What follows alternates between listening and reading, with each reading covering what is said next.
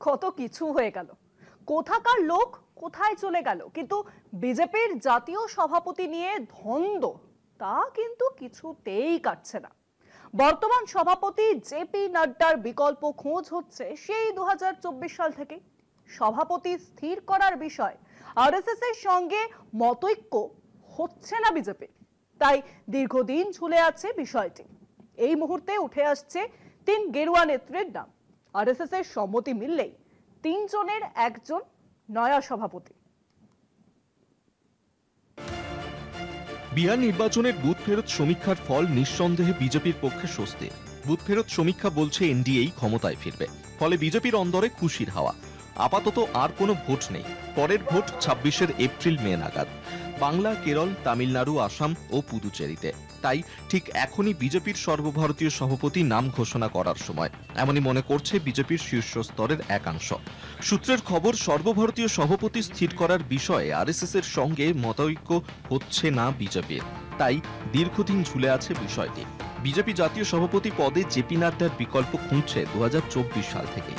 একাধিকবার কোনো না কোনো নাম গেরুয়া শিবির স্থির করলেও যে কোনো কারণেই হোক তা আর দিনের আলো দেখেনি।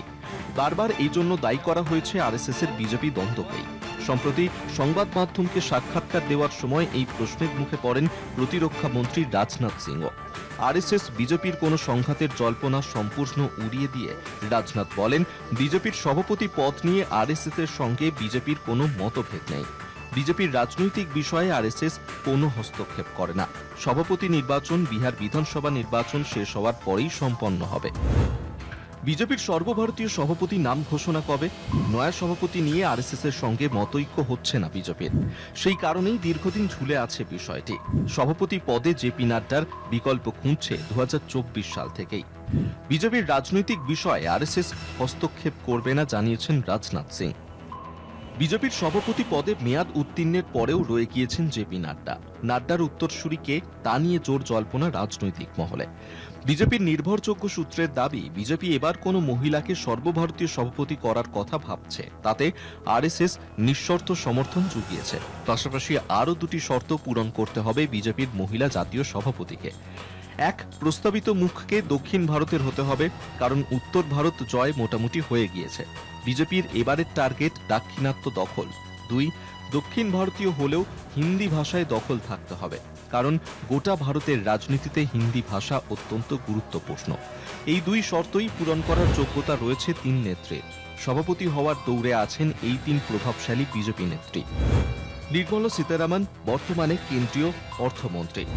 ডি পুণ্যেশ্বরী সাংসদ, অন্ধ্রপ্রদেশ বিজেপির প্রাক্তন সভাপতি। বন্তি শ্রীনিবাসন বিজেপির মহিলা মোর্চার প্রাক্তন সর্বভারতীয় সভাপতি, বর্তমানে বিজেপির কেন্দ্রীয় নির্বাচন কমিটির সদস্য। বিজেপির এই 3 মহিলা নেত্রীর নাম এই মুহূর্তে প্রবলভাবে আলোচনায় আছে। যার নামে আরএসএস এর সবুজ সংকেত মিলবে, সেই হতে চলেছে বিজেপির পরবর্তী সর্বভারতীয় সভাপতি। কলকাতা টিভি।